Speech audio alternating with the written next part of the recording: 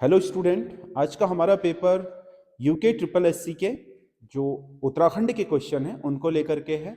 इसमें हमने UK triple SC का जो पैटर्न है उसे पूरी तरीके से फॉलो किया हुआ है और सिलेबस को भी फॉलो किया है। तो आप लोग इसे पूरा देखने के बाद हमें कमेंट करिएगा कि आपको ये कैसा लगा। आप पूरा पेपर देखने के बाद पूरा का पूरा एनालिसिस करिएगा कि जो आप परीक्षाएं दे रहे हैं उत्तराखंड की या फिर जो पीछे पेपर हो रखे हैं उनसे कितना मेल खा रहा है। ये अगर नहीं खा रहा है तो कमेंट पर आप वो भी सजेशन लिख सकते हो, मेल खा रहा है तो वो भी सजेशन लिख सकते हो। मैं कभी ये दावा नहीं करता हूँ कि यही क्वेश्चन आएंगे, लेकिन इस तरीके से आपके पढ़ाई करनी है और इस तरीके से क्वेश्चन बन सकते हैं, ये गैस होता है, बस उसके अलावा कुछ नहीं होता। लेकिन कई बार ऐसा होता है कि कोई क्वेश्चन टकरा जाते हैं। बाकी जो आपकी तैयारी है, तैयारी में हमेशा एक चीज जरूरी होती है कि आपको अभ्यास करना होता है। ये जरूरी नहीं है कि क्या आप अभ्यास करके गए तो शतक ही मार दोगे, है ना। आपने प्रैक्टिस कर रखी है तो आपके रन बनाने के आप 6 महीने से लगातार क्रिकेट के बैट पकड़ करके प्रैक्टिस कर रहे थे तो मैच के दिन आपके रन बनाने के चांस ज्यादा हो जाएंगे, है ना। जरूरी थोड़ी है कि उस दिन जो आपने बॉलें खेली हैं पहली बॉल अगर क्या आ जाए, खराब आ जाए, तो आप आउट भी हो सकते हैं भाई, है ना। लेकिन अदर से ज्यादा चांस होंगे, जो आपके कभी बल्ला नहीं पकड़े हैं उनसे ज्यादा चांस आपके रन बनाने के होंगे। तो यही आपका फिलॉसफी है कि आप लोग क्या अगर अभ्यास करते हो तो आपके जो मैच जीतने की संभावना है या कंपटीशन को निकालने की संभावना है वो औरों की अपेक्षा बढ़ जाती है। तो ये एक अभ्यास होता है, इसे कभी भी इस तरीके से ना लें कि हम इन क्वेश्चनों को रट लें तो हमारा एग्जाम में हो जाएगा। ये बहुत बड़ी गलतफहमी है। देखो, पढ़ने बिना किताब पढ़े आप किसी भी आपके क्या एग्जाम को नहीं निकाल सकते हैं। एग्जाम निकालने के लिए जरूरी है कि आप लोग क्या हमेशा अपनी पढ़ाई को दुरुस्त रखें और उसके साथ साथ अभ्यास भी करते रहें, जिससे कि आप बेहतर परफॉर्मेंस कर सकें। किस पत्रिका में अल्मोड़ा की बिस्नी देवी शाह को कुमाऊं की स्वतंत्रता संग्राम में अग्रणी भूमिका निभाने वाली महिला बताया गया?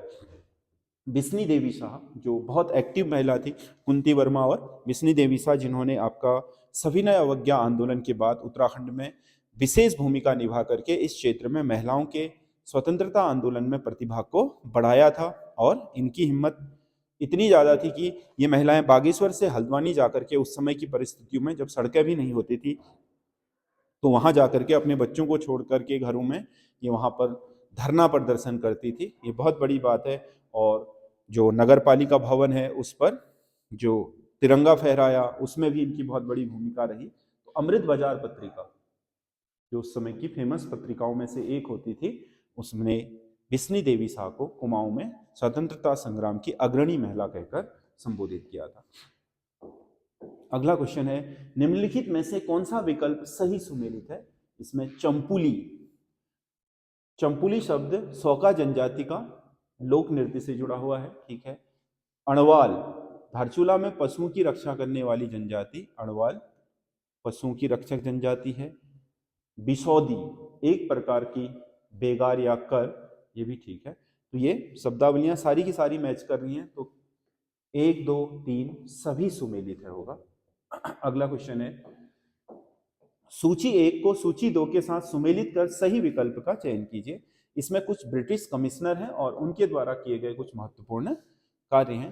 तो एडवर्ड गार्डनर जो पहले बने थे इनमें से, उनके द्वारा किया गया कार्य क्या है? बच्चों की खरीद फरोख्त पर रोक, ठीक है। William trail, George William trail, तो इसमें से विलियम ट्रेल का आबकारी विभाग, और भी बहुत काम है लेकिन आबकारी विभाग इन्होंने शुरू करा था।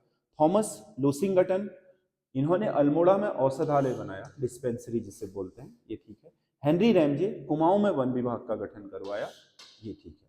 तो इसका मतलब ए का 2, बी का 4, सी का 1 और डी का 3, 2 4 1 3, 2 4 1 और 3, तो इसका सी सही आंसर है। अगला क्वेश्चन है, उत्तराखंड क्रांति दल ने 1990 में उत्तर प्रदेश विधानसभा में पृथक राज्य विधेयक प्रस्तुत किया था, बिल्कुल सही है।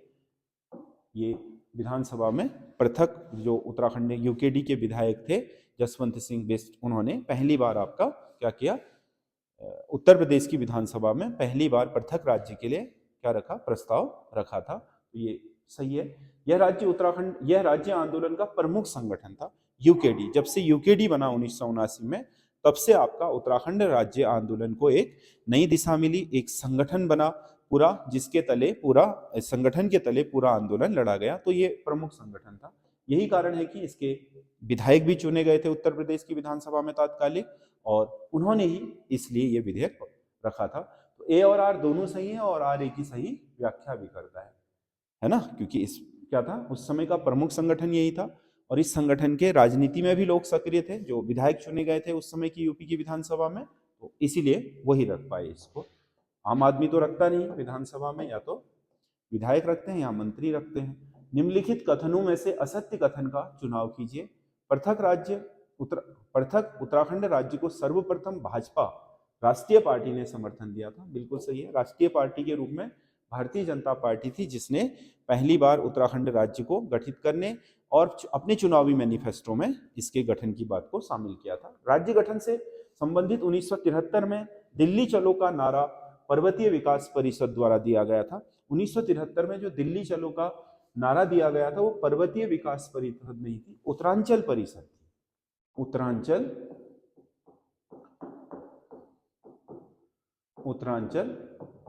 परिषद ने दिया था, तो ये वाला गलत हो गया है दूसरा। और तीसरा, पर्वतीय विकास जन समिति 1950 में गठित हुई थी का गठन हिमाचल व उत्तरांचल को मिलाकर एक बृहद हिमालयी राज्य बनाने के लिए किया गया था। बिल्कुल सही है। इसमें दोनों राज्यों को शामिल करके बृहद राज्य बनाने की बात कही थी। तो इसमें क्या कह रहा है, असत्य कथन का चुनाव कीजिए। तो असत्य कथन केवल 2 है, बाकी 1 और 3 सही है। अगला क्वेश्चन है, निम्नलिखित में से राज्य की जनसंख्या की दशकीय वृद्धि दर अधिकतम रही। जो राज्य की ही नहीं, पूरे देश की जो जनसंख्या की वृद्धि दर थी वो 1971 से 81 के दशक में रही। इसे महान विस्फोटक वर्ष कहा जाता है जनसंख्या का। मतलब भारत की जनसंख्या की जनगणना के इतिहास में यह दशक सबसे ज्यादा जनसंख्या वृद्धि दर वाला, दशकीय वृद्धि दर वाला वर्ष रहा था पूरे देश के लिए। तो उसमें उत्तराखंड भी शामिल है। फिर उसके बाद दशकीय वृद्धि दर कम होनी शुरू हो गई, ये चरम हो गया था। नीचे दी गई उत्तराखंड की औद्योगिक नीतियों की सूची 1 को सूची 2 के साथ सुमेलित कीजिए। तो इसमें कुछ औद्योगिक और संबंधित नीतियां हैं और उनके वर्ष दिए गए हैं। तो उत्तराखंड सौर ऊर्जा नीति 2013 में आई। उत्तराखंड आयुष नीति 2018 में आई। आयुष मतलब जो उत्तराखंड आयुर्वेद से संबंधित है। उत्तराखंड जल नीति 2019 में आई और उत्तराखंड स्टार्टअप नीति जो नई वाली है 2023 में आई। तो इसमें आपका ए का 4, बी का 2, सी का 3 और डी का 1, 4 2 3 1, 4 2 3 1, यानी कि ए इसका सही आंसर है। अगला क्वेश्चन है, भोटिया जनजाति के संबंध में निम्नलिखित कथनों पर विचार कीजिए और सत्य विकल्प का चयन कीजिए। महान हिमालय में सर्वाधिक आबादी वाली जनजाति यही है। ले दे करके पूरे महान हिमालय में, महान हिमालय कहां से कहां तक, उत्तराखंड के ही महान हिमालय नहीं बल्कि पूरे क्षेत्र में अगर हम देखें जम्मू कश्मीर से लेकर के अरुणाचल तक, तो उसमें भोटिया जनजाति अलग अलग नामों से जानते हैं। जैसे ऊपर बकरवाल, गद्दी आदि नामों से जानते हैं पीर पंजाल धौलाधार में। फिर उत्तराखंड में आपके तोरछा, मारछा है ना, और सौका या भोटिया, नेपाल में नेरपा, शेरपा, और सिक्किम में लेपचा, और भूटान में भूटिया, इन नामों से जाना जाता है। लेकिन ये जाति एक ही है और पूरे बृहद हिमालय में, महान हिमालय में जो ऊंचाई वाले क्षेत्र हैं सबसे ज्यादा जनसंख्या इन्हीं की है। पशुओं की रक्षा के लिए घंटाकर्ण देवता की पूजा करती है। बिल्कुल सही है, भोटिया जनजाति के ही देवता है भोटिया घंटाकर्ण। आपको पता है जो बद्रीनाथ के ऊपर माणा गांव है वहां पर घंटाकर्ण का मंदिर है और वहां उनकी पूजा भी होती है। करजी उत्सव प्रत्येक 14वें वर्ष में मनाया जाता है। जो भोटिया जनजाति का करजी उत्सव है वो 12वें वर्ष में मनाया जाता है, 14वें में नहीं। तो ये गलत हो गया। तो 1 और 2 सत्य हैं और तीसरा सत्य नहीं है। तो केवल 1 और 2 सत्य हैं, बाकी तीसरा सत्य नहीं है। अगला, निम्नलिखित में से कौन सी गुफा अपने स्थान से सुमेलित नहीं है। कोटेश्वर गुफा, पौड़ी गढ़वाल, यही रुद्रप्रयाग में है। कोटेश्वर गुफा जिला रुद्रप्रयाग में है, ना कि पौड़ी में। वशिष्ठ गुफा टिहरी ठीक है। मचकुंद गुफा चमोली ठीक है। भीम गुफा उत्तरकाशी ठीक है। तो पहली वाली ही असम सुमेलित नहीं है। निम्नलिखित में से किन क्षेत्रों में चूना पत्थर के पर्याप्त भंडार उपलब्ध हैं।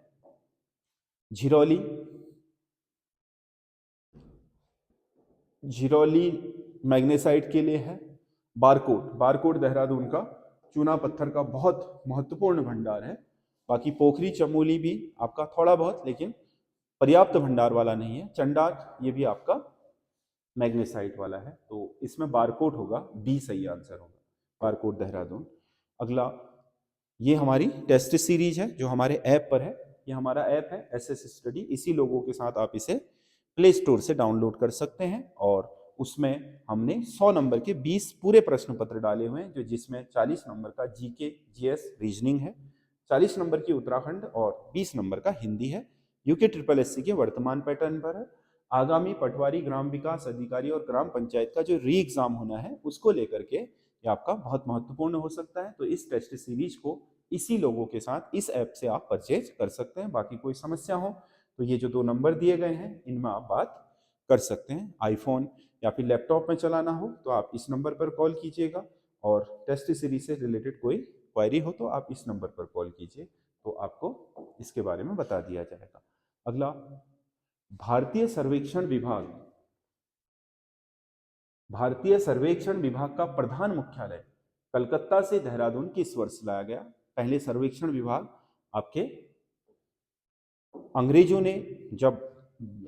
ने क्या बक्सर का युद्ध जीत लिया और भारत में उन्हें बंगाल, बिहार और उसकी दीवानी के अधिकार प्राप्त हो गए, तो 1767 ईस्वी में उन्होंने सर्वे ऑफ इंडिया बनाया, जो भारत के पूरे मैप तैयार करता था ब्रिटिश भारत के, और उन क्षेत्रों में आपके कहाँ क्या है, पानी कहाँ है, झीलें, नदियाँ, वन, खेती कहाँ है, पूरा का पूरा मैप बनाता था, ताकि अंग्रेजों को पता चल सके कि किन क्षेत्रों पर क्या फायदा उठाया जा सकता है प्राकृतिक संसाधनों का।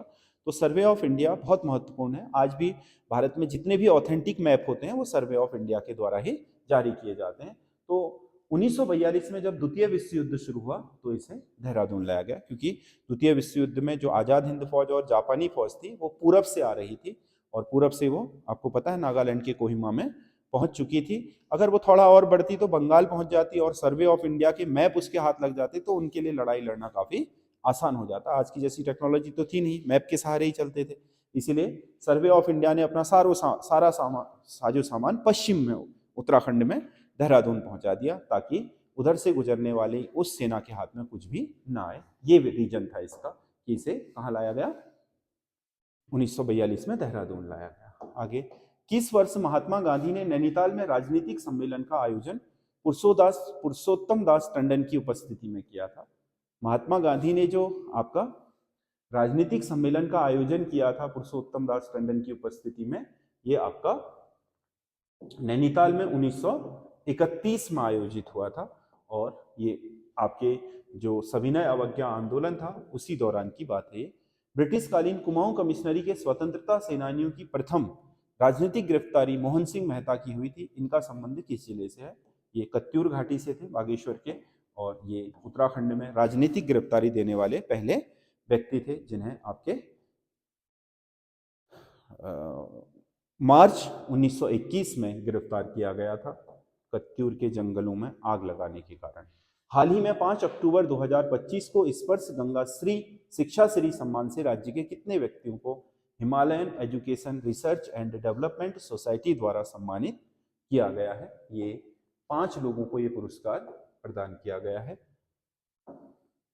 हिमालय जो आपके शिक्षा श्री सम्मान है, स्पर्श गंगा शिक्षा श्री सम्मान।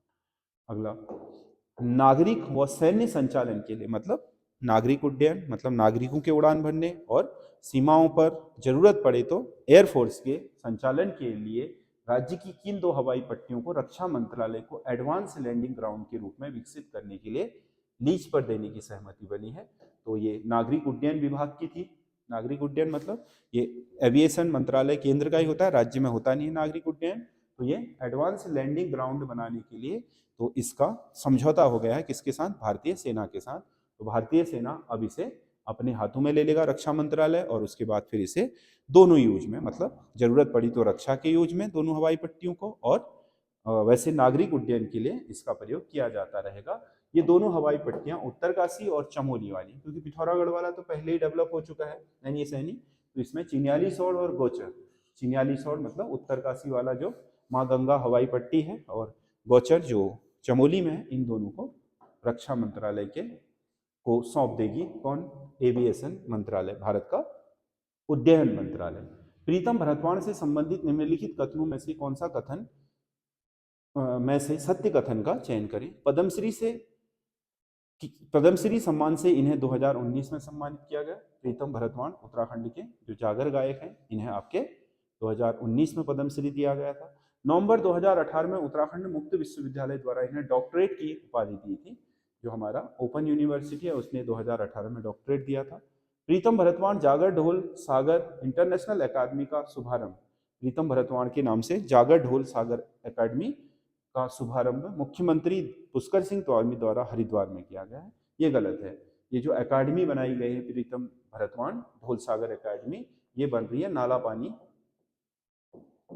देहरादून, नाला पानी देहरादून। तो 1 और 2 तो सही है, बाकी तीसरा इसमें सही नहीं है। तो इसका सही आंसर होगा केवल 1 और 2 सत्य हैं, केवल 1 और 2 सत्य हैं। तो इसका डी सही आंसर होगा। अगला क्वेश्चन है, हाल ही में 1 फरवरी 2026 को उत्तराखंड की लोक संस्कृति को वैश्विक मंच पर प्रस्तुत करने के लिए उत्तराखंड मात्सुरी का आयोजन कहाँ किया गया। उत्तराखंड की लोक संस्कृति को वैश्विक स्तर पर रिप्रेजेंट करने के लिए जो उत्तराखंड मात्सुरी सम्मेलन हुआ वो जापान के टोक्यो में आयोजित किया गया था। जो वहाँ बसे हुए भारतीय लोग हैं उनके प्रयासों द्वारा इसको अंजाम दिया गया। हाल ही में अल्मोड़ा की नम्रता शाह ने किस पर्वत शिखर का सफल आरोहण किया है।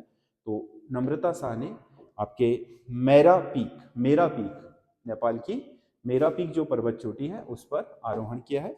ये अल्मोड़ा की नम्रता शाह नेपाल स्थित 6476 मीटर ऊंची माउंटेन मेरा पीक पर सफलतापूर्ण फतह किया।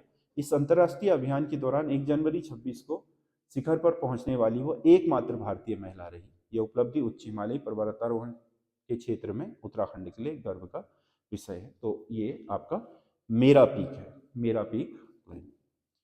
अगला, उत्तराखंड में नाक वाली ब्रांड के नाम से किसे जाना जाता है। नाक वाली ब्रांड बोलते हैं शशि बहुगुणा रतूड़ी को, शशि बहुगुणा रतूड़ी को। अगला क्वेश्चन है, सूची 1 को सूची 2 के साथ सुमेलित कर सही विकल्प का चयन करें। मनीष पंत किस नाम से आने देते हैं मेडिसिन में।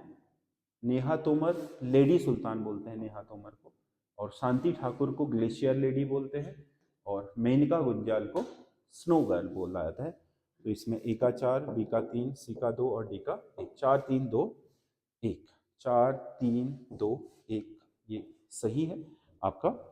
ये जो 20 क्वेश्चन है मैंने पहले ही बोला कि आपको कैसे लगे आप कमेंट करके बताइएगा। और अगर आपको टेस्ट सीरीज वर्तमान के लिए चाहिए तो जो मैंने बता रखी है वो ले सकते हैं। बाकी कनिष्ठ सहायक के लिए स्पेशल टेस्ट सीरीज हम जल्द ही लॉन्च करेंगे। पूरे 100 नंबर की आपके 20 से भी अधिक मतलब 25 क्वेश्चन पेपर हम उसमें लेकर के आएंगे। जैसे ही कनिष्ठ सहायक की विज्ञप्ति आती है, कनिष्ठ सहायक की विज्ञप्ति आने वाली होगी क्योंकि अब बहुत समय इसमें बचा नहीं है। अगर इन तिथियों में जो दी हैं कैलेंडर में उनके अनुसार कराएंगे तो लगभग मार्च तक आ ही जाएगी। अन्यथा नया कैलेंडर में उसके लिए लेट होगा तो फिर हो सकता है कि 1 आध महीने लेट हो जाए। लेकिन कनिष्ठ सहायक इस बार आने वाला है, इसके लिए आप पूरी तरीके से तैयार रहें। इस आस में मत रहें कि जब विज्ञप्ति निकलेगी तभी पढ़ेंगे। अभी से अपनी तैयारी को अंजाम दीजिए, उस समय तक कार्य हल्का हुआ रहेगा और अधिकतर आपका जो सिलेबस है वो कवर रहेगा। सिलेबस आपको पता है, हिंदी आपने पढ़ना ही है, उत्तराखंड आपने पूरा पढ़ना है, और जीएस आपने पूरा पढ़ना है 4 की 4 यूनिट, और उसके बाद कंप्यूटर रीजनिंग है। ये तो आपके सिलेबस में है ही। तो कुछ बहुत टॉपिक एक आध हेर फेर हो सकते हैं, बाकी तो सिलेबस मोटा मोटा वही है। आप उसे पढ़ते रहिए और अपनी जो प्रैक्टिसेस हैं उनको भी करते रहिए, अभ्यास जो है, ठीक है। तो उससे क्या होगा कि आपका जो एग्ज़ाम देने की क्षमता है या आपने जो पढ़ा है उसे रिप्रेजेंट करने की क्षमता है वो अच्छी हुए रहेगी। और विज्ञप्ति आएगी उसके बाद आप पूरे जोर से उस पर लगोगे, रिवीजन करोगे तो आपको बेहतर परिणाम मिल जाएंगे। इसीलिए अभी केवल आप पढ़ाई पर फोकस करें, इस बात को लेकर के ज़्यादा चिंतित ना रहें कि कब आएगी विज्ञप्ति। विज्ञप्ति जरूर आएगी, जितना भी समय मिला हुआ है उसे सही से यूटिलाइज करना बहुत जरूरी है। तो ये हमारा एसएस स्टडी चैनल है और ऐप है एसएस स्टडी नाम से प्ले स्टोर पर। आप जुड़े रहिए, आपके लिए लगातार जो आने वाली परीक्षाएं उनके लिए हम लाभकारी जो भी आपके मटेरियल होगा उसे लाते रहेंगे। धन्यवाद।